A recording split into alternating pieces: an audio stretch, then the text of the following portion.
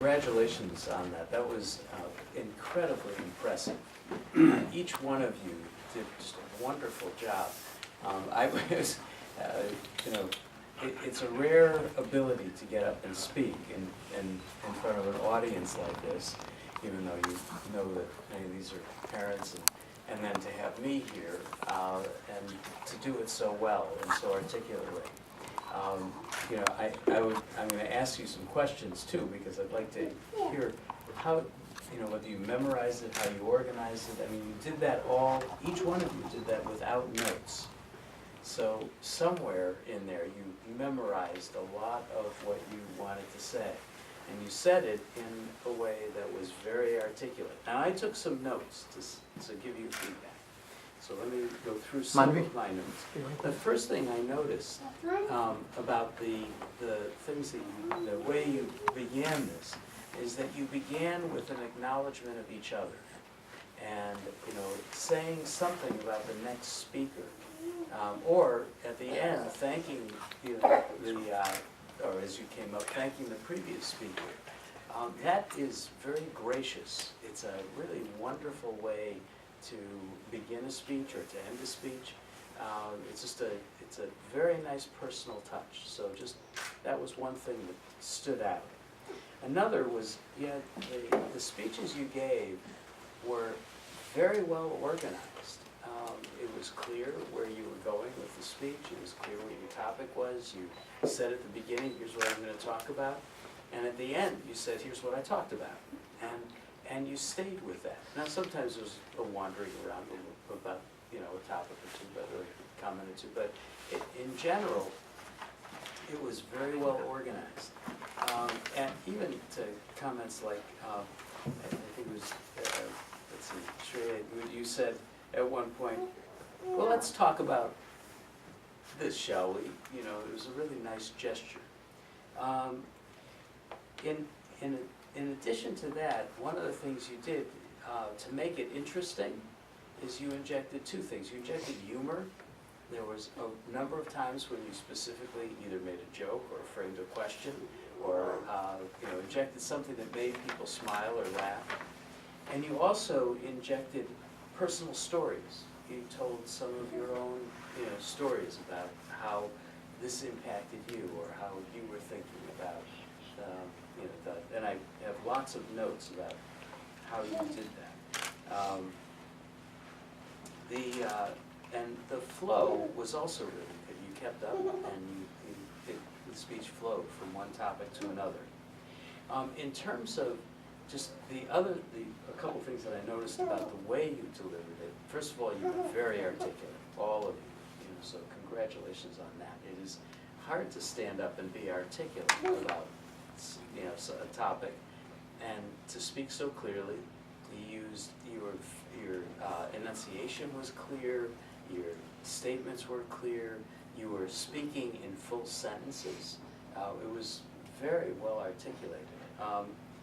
And you had great hand expressions oftentimes. I mean, you know, you used your hands well. I don't use my hands as well, but you used your hands well. It drove home the point. You say something, and you use your hands in saying that, and that was terrific. You moved. You didn't stay in one place. All of you moved around. I have to say, for me, you moved around. Sometimes you moved around a little too much. I was getting dizzy.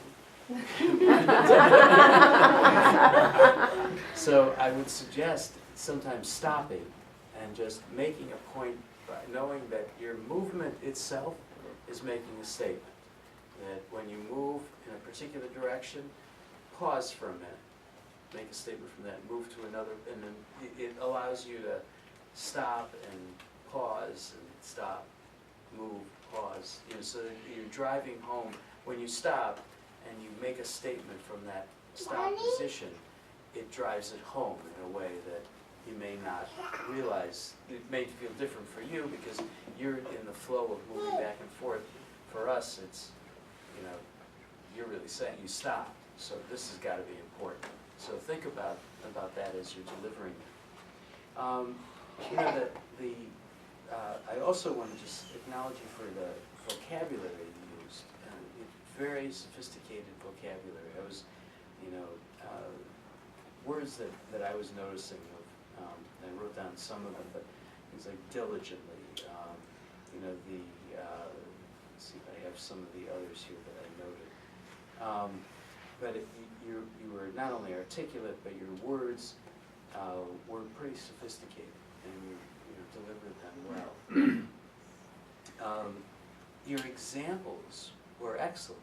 In every case, you offered examples that I think all of us could identify with. So it made the topic feel real and feel meaningful. And then you argued the pros and cons very well. And it although we could, I'm sure that all of us could tell where you were or biased. You had a little bit of a bias in there. But at the same time, it was clear that you had thought through what was, it was pros and cons of shopping, or IA, or the different kinds of music, whatever it was you had really thought through the topic well. Now, I don't know how much research you did, but it sounded like you did a good deal of research around these topics, so that you had your points well articulated. One of the things that came across to me, there was one other piece of feedback that I would offer in terms of the speech, or one recommendation I would offer. At the very beginning, I could see that you articulated and said, I'm going to give you the pros and cons of whether it's IA or any of or social media, however you want to, whatever you want to talk about. But it would be helpful to have a hook that would say to people, this is why I'm telling you this, and this is why it's important. Now, sometimes you ended with that. I think, Sheree, you ended with, enjoy tech, but don't let it govern you. And it's that kind of statement. You had a statement about music and enjoying music as well. That there's you ended with it, sometimes you ended with it, but it would be helpful to begin with that. This is why it's important for you to hear this. So I want to ask you a question though. Like each one, it sounded like you prepared a lot. So tell me, I'm just going to ask each one, tell me a little bit about what you did to prepare. Well, at first, to memorize the speech, I would write it down, and then every day, since I had 3 different topics, so every day I would work on one topic, and just work on understanding it and how I would deliver it, and then at the end I just summed it all up. That's great. So how did you do? What I did was I first typed the speech, and then I first read the whole thing a few times, and then I saw how much I could remember it, and then I would work on those portions where I would remember things that much. So that's Great. So how I practiced, so I saw the voice modulation, I saw the keywords that are highlighted. So when I typed my speech and took a copy, I highlighted, I pressed Control-V to highlight it, and when you highlight it, it means voice modulation, because I was good at memorizing, but I had to work on voice modulation. That's great. That was great. Thank you. And what did you do? I just read through my speech a couple times, and when I memorize it, first I say it a few times, and whenever I forget, I just work on that portion until I have it perfected. Yeah? So did you memorize the whole thing?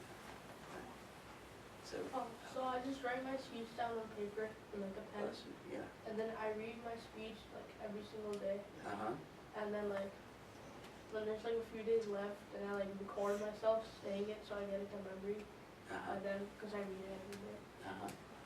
I type it and then I read it a few times, and then I try doing it without reading.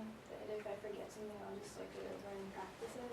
And also whatever you said, creation is highlight the parts that are voice modulation and closing statements and stuff. So that helps too.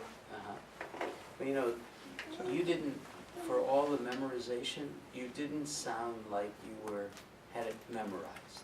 You Correct. sounded like you were speaking it naturally, which is a real challenge, because when you memorize something, you can memorize things for play, but it's how you carry it off that's more important, and you really carried it off well. I mean, I would have not known that you actually wrote that whole thing out and memorized it. I thought you had these key points in mind and you were just extemporaneously saying. So you did really well. You have a great teacher. Oh.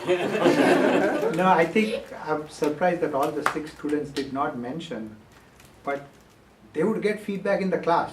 Uh-huh. Okay, so you know what, you were scratching your nose, you had 26 times when you said ums or arms, and they would get absolute on-the-spot feedback. So then they would go home and prepare the speech again. So the final speech has been practiced twice. Well, it seems like you had practiced it many more times than twice. Oh, yeah. So, no, it was very impressive. And, one of the things that I noticed is you didn't say really a lot, or very, or the really common words that that was not part of any of your speeches. You were very clear, very articulate. So that's impressive. You've got some future ahead of you in speaking. So I'm looking forward to being in your classes and seeing what happens when I enter your classes. Ooh la la. That's a good for inviting the school superintendent that yes, they can observe in future as well. Yeah, They can observe. I look forward to seeing you in class. But, I hope you feel a sense of satisfaction. That was very well done, for, the group of you. It's not easy to get up in front of a group and speak, and to speak well. I do it a lot, and sometimes I can, the way I speak, I don't have I have a prepared text, but I usually just don't speak from that. I do an outline and I try to speak to what I understand about that topic, but that's because I've studied the topic for years, and so for me it may be more natural. If I were to speak about it, artificial intelligence, I'd have to do a lot of notes and do exactly what you did. But that was wonderful. So I really appreciate you inviting me into this and for doing such an exceptional job, all of you. Thank you. It's great. Thank you.